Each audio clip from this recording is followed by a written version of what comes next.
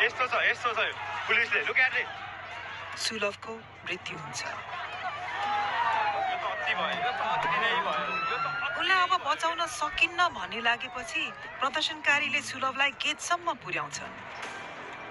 उनको शरीरलाई सडकमा राख्छन्, प्रहरीको ठिक अगाडि, र नेपालको झण्डा उडाइदिन्छन्।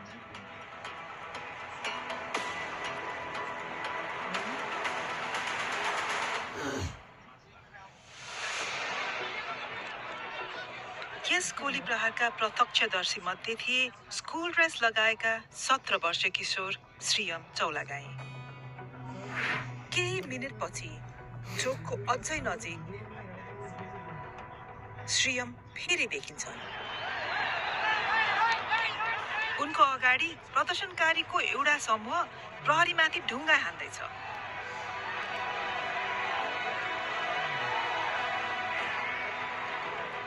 यहाँको हिंसाबाट तर्केर श्रीयम चोकतिर फिर्ता हिँड्छन्। यिनै उनका अन्तिम पाइला हुन्छन्। केही बेरमा अर्को फोनले यो दृश्य कैद गर्छ, जुन नेपाल भरि भाइरल हुन्छ।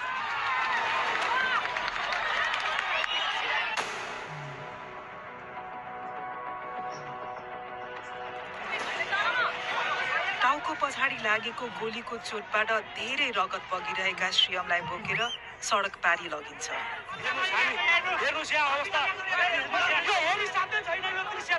वरिपरिका मानिसले उनलाई एम्बुलेन्समा राख्छन्, तर ढिलो भइसकेको हुन्छ।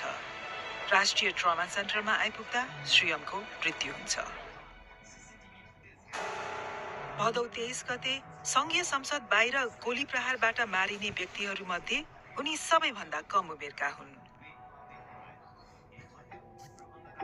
नेपालका जेन्जी प्रदर्शनकारीले विनोद, रसिक र श्रीयमको मृत्यु प्रहरीको गोली लागेर भएको हो भन्दै आएका छन्, तर तीमध्ये कुनै पनि गोली प्रहारको दृश्य क्यामेरामा कैद भएको भेटिएन। त्यसपछि मारिएका योगेन्द्र न्युपानेलाई केही कदम पर